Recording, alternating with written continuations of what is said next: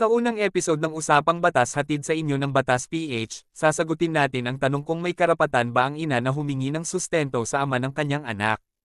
Ayon sa Article 194 ng Family Code, ang support ay binubuo ng food, dwelling o bahay, clothing, medical attendance, education and transportation ng naayon sa kakayahang pinansyal ng pamilya kasama na ang schooling or training for some profession, trade or vocation, even beyond the age of majority.